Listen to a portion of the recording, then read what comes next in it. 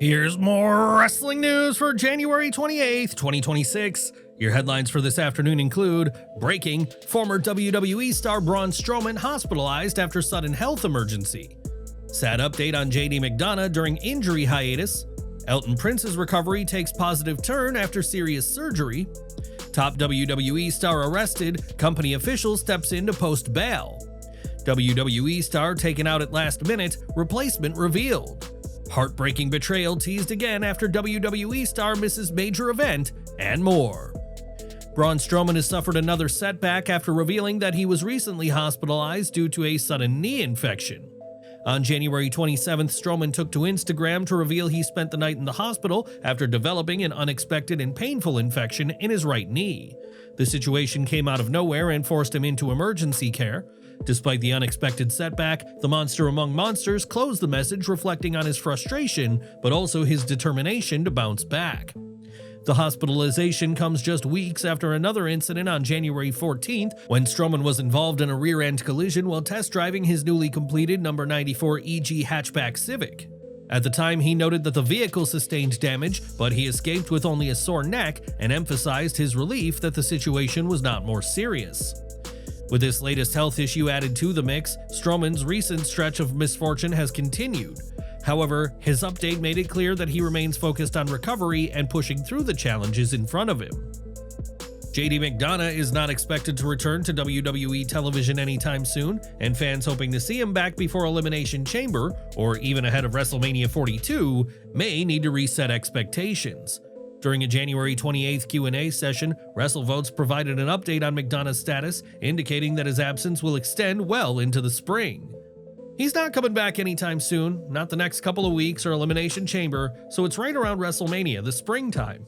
The update aligns with what has been known since late 2025. In December, McDonagh revealed that he was stepping away from WWE to address lingering issues, sharing a photo from the hospital bed with his right hand or wrist heavily bandaged, suggesting he may have undergone surgery.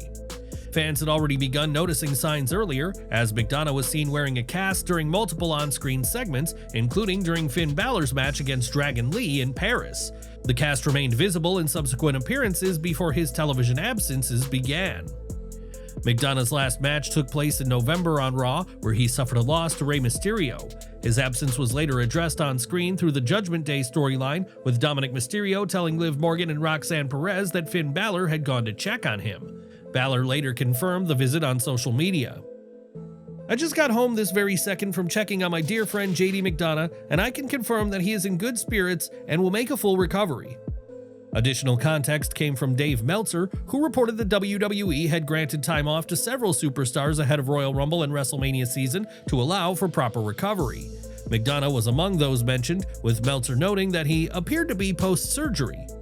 Do you think WWE should ease McDonagh back into the Judgment Day storyline when he returns, or hold him off for a more impactful comeback?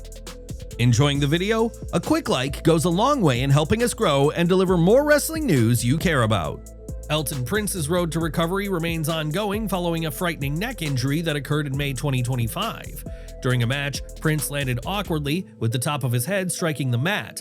He later described the moment as feeling like a surge of burning hot electricity shooting through his neck and arms, briefly losing control of his hands as his fingers curled and locked in place. The incident immediately raised serious concerns, and months of testing and evaluation followed.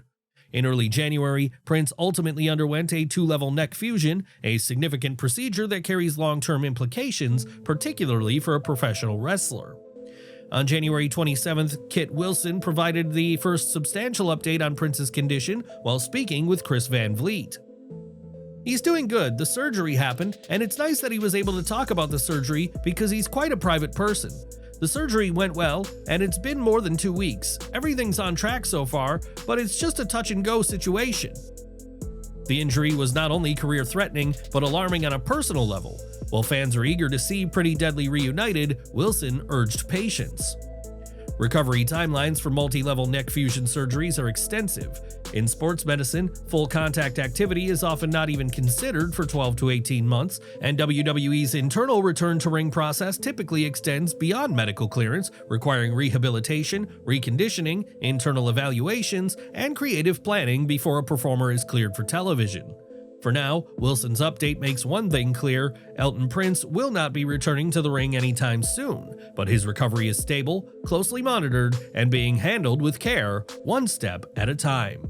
Due to the volume of news that needed to be covered today, we've kept our NXT review brief.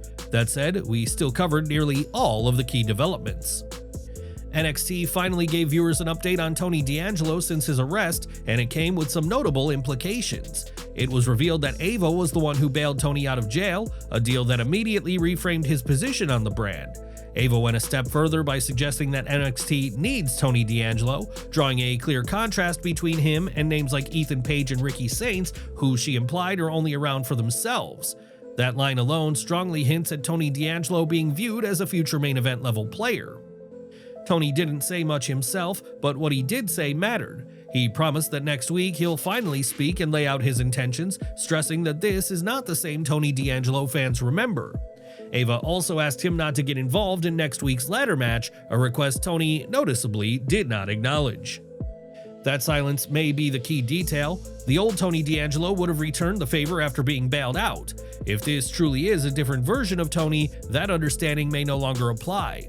Whether he stays out of the ladder match or inserts himself anyway could be the first real sign of what this new Tony D'Angelo is all about. NXT opened this week with an unexpected twist before the scheduled start of the show.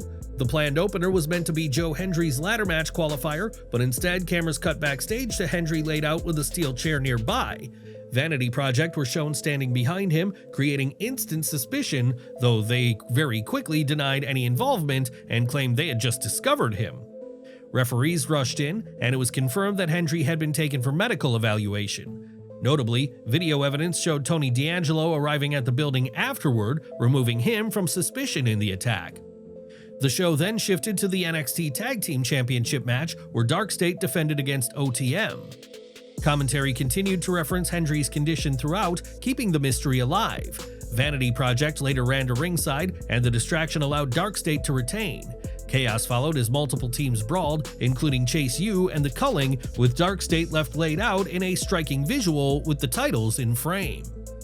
Backstage, Ava stated that there was no proof Vanity Project attacked Hendry, meaning Jackson Drake remains in the ladder match. However, if Hendry is medically cleared, he will be added as well. The attack fueled the entire episode, keeping the focus on who was responsible.